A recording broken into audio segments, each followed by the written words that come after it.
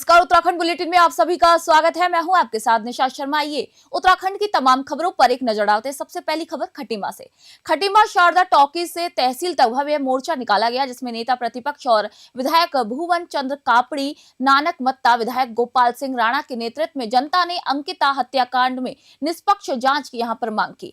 SDM के माध्यम से राज्यपाल को ज्ञापन सौंपकर स्वतंत्र सीबीआई जांच उत्तराखंड उच्च न्यायालय के माननीय न्यायाधीश की निगरानी में कराई जाने की यहां पर अपील की गई। अंकिता की व्हाट्सएप चैट और गवाहों के बयानों में वीआईपी शब्द का उल्लेख होने के बावजूद अपराधी की पहचान अब तक स्पष्ट नहीं हुई। खटीमा से अशोक सरकार की रिपोर्ट आपको दे रहे हैं। हमारे देश में ऐसी घटनाएं होती हैं जिसमें सरकार आंख मूंद लेती है और अपराधी के साथ खड़ी हो जाती है। तो ऐसे जन आंदोलन होते हैं, पहले भी होते हुए आए हैं और आगे भी होंगे, और ये अंकिता वाला भी चल रहा है। आज प्रदेश के हर जनमानस में सबसे पहले उनके मन में ये सवाल था कि हमारे बच्चों की मेहनत, जो परीक्षा है, उस परीक्षा में जो पेपर देने जाते हैं उसको बेच दिया जाता है। लोगों ने सह लिया।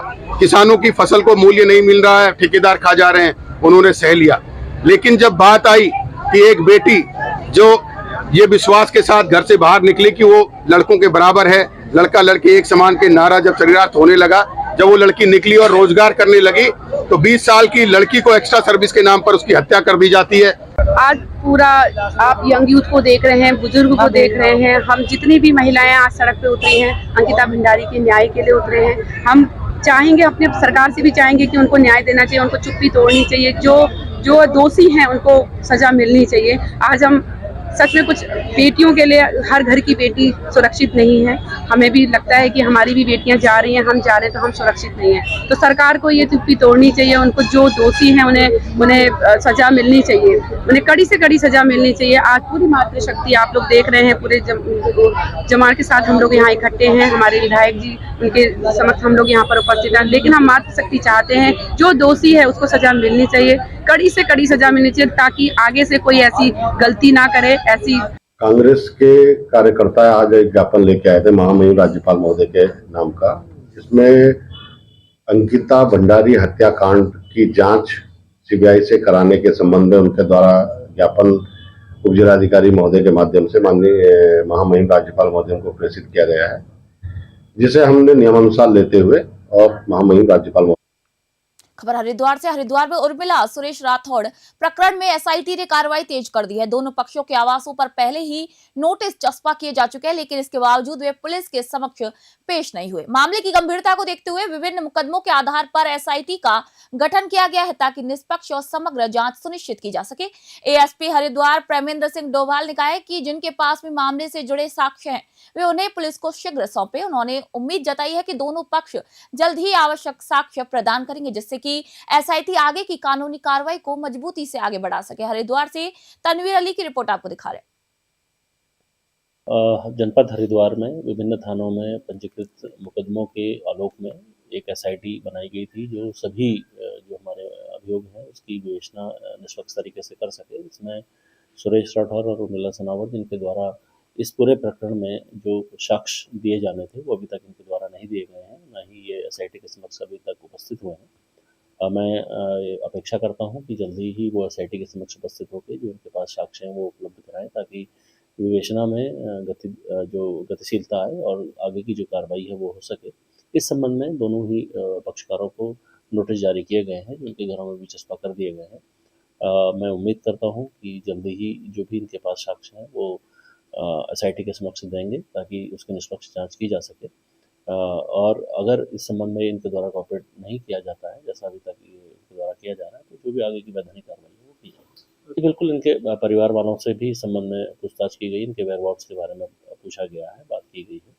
और जो अभी, क्योंकि दोनों ही फोन बंद करके काफ़ी समय से फरार चल। हरिद्वार में बसंत पंचमी के अवसर पर वृहद स्तर पर होने वाली पतंगबाजी में चाइनीज मांझे के बढ़ते प्रयोग को लेकर सामाजिक संगठन युवा अग्नि ने नगर मजिस्ट्रेट को एक ज्ञापन सौंपा। ज्ञापन में बताया गया कि चाइनीज मांझे से न केवल लोगों को गंभीर चोटें आती हैं, बल्कि आसमान में उड़ने वाले पक्षियों की भी जान खतरे में रहती है। संगठन के अध्यक्ष ऋषभ वशिष्ठ और संरक्षक सोम त्यागी ने ज्ञापन में मांग की कि चाइनीज मांझे के प्रतिबंध और इसके विक्रेताओं और प्रयोग करने वालों के खिलाफ सख्त कार्रवाई की जाए। हरिद्वार से तनवीर अली की रिपोर्ट आपको दे रहे हैं। है और इसमें बड़े स्तर पर वृहद स्तर पर पतंगबाजी हमारे हरिद्वार में देखने को मिलती है। पिछले सालों में आपने देखा होगा कि चाइनीज़ मांझे की एक भरमार सी हो गई है और लोग उसे स्टॉक भी कर रहे हैं। आज हमने पिछले जो वर्षों में देखा है कि किसी का गला कट के मांझे से वो उसकी मौत हो गई है और गंभीर रूप से कई लोग घायल भी हुए थे। तो ये हादसे की पुनरावृत्ति ना हो, इसलिए आज हमने नगर मजिस्ट्रेट महोदय को, चूँकि उनके जुरिडिक्शन में है, आज हमने एक ज्ञापन दिया है और उसमें मांग की है कि जो भी लोग इस चाइनीज़ मांझे को स्टॉक कर रहे हैं या जो बेच रहे हैं या ख़रीद रहे हैं, उनके खिलाफ़ कड़ी से कड़ी कार्रवाई की जाए।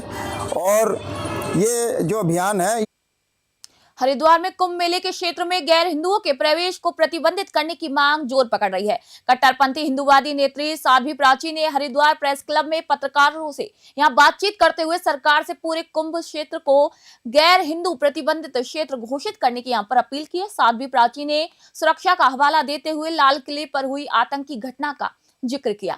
उनका कहना है कि कुंभ मेला जैसी बड़ी जनसमूह वाली जगह पर किसी भी तरीके की साजिश की आशंका बनी रहती है। उन्होंने सरकार से चेतावनी दी कि मेले की सुरक्षा और सुचिता बनाए रखने के लिए ये तत्काल कदम उठाए जाए। हरिद्वार से तनवीर अली की रिपोर्ट आपको दे रहे हैं।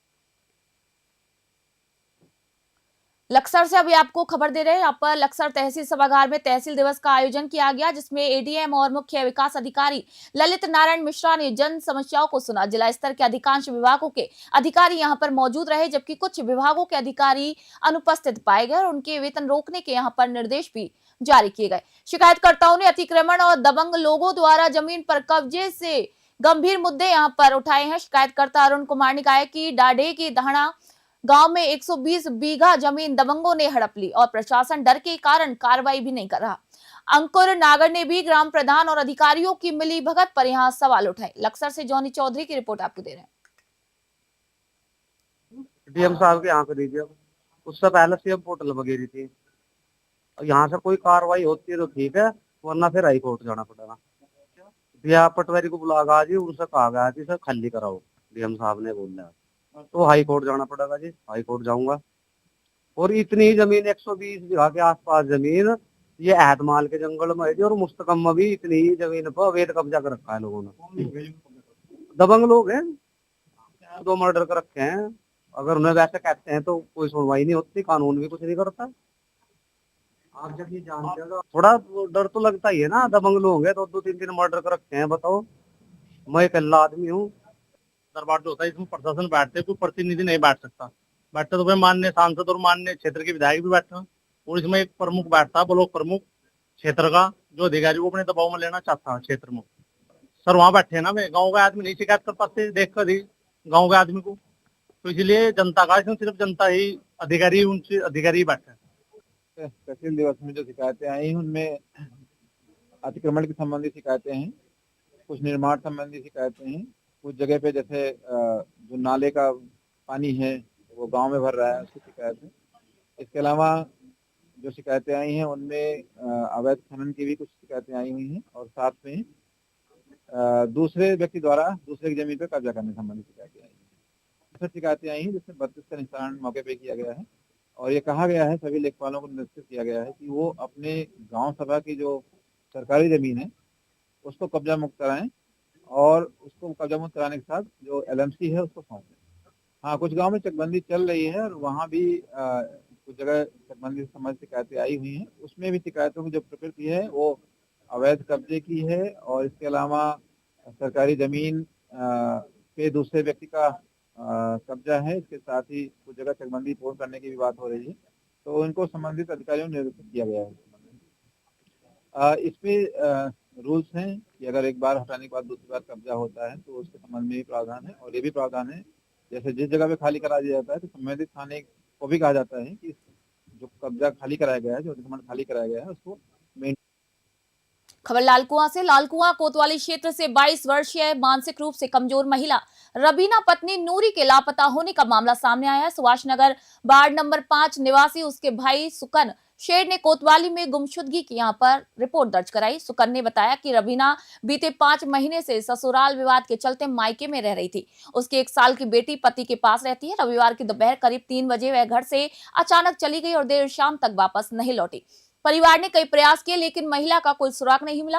पुलिस ने शिकायत पर मुकदमा दर्ज कर खोजबीन शुरू कर दी है। शहर के सीसीटीवी फुटेज और अन्य सुरागों से रबीना का पता लगाया जा रहा है। लालकुआं से विनोद कुमार अग्रवाल की रिपोर्ट आपको दे रहे हैं। 4 तारीख से 3 बजे के टाइम पे गायब है और मैं थाने गया। थाने में कैमरों में चेक करा, 4 कैमरे मात्र चालू हैं, 2 थाने के सामने वाले और 2 उधर के पीछे के हैं। उसके और कोई कैमरा चालू नहीं है और मेरी कोई कार्रवाई नहीं हो रही है। मैं जा रहा हूं तो मैम ये कह दे रही है, क्या नाम है, आप मुझे फ़ोन कर लेना, जिसे सीसी कैमरे जिसके चेक करने आप मुझे फ़ोन करना। सर से अंदर भी गया, अंदर भी मुझे बैठाल के रखा। उसके बाद कुछ कार्रवाई नहीं हो रही है। मुझे ऐसा लग रहा है कोई करना नहीं चाह रहा है। और क्या नाम है, आज 4 तारीख को गायब हुई थी, आज 6 तारीख है और ढूंढते ढूंढते मैं परेशान हूँ। मुझे ऐसा लगता है कहीं कोई उसके साथ गलत व्यवहार ना हो जाए। कोई मांग यही है कि मेरी बहन को ढूंढ के दे दे बस। 5 नंबर वार्ड के भी कमजोर है, अगर उससे कोई पूछेगा तो वो बता देगी, मगर मुझे ऐसा लगता है किसी के साथ है, वो किसी ने पकड़ रखा है उसे। 4 तारीख से 3 बजे के टाइम पे गायब है और मैं थाने गया। थाने में कैमरों में चेक करा, 4 कैमरे।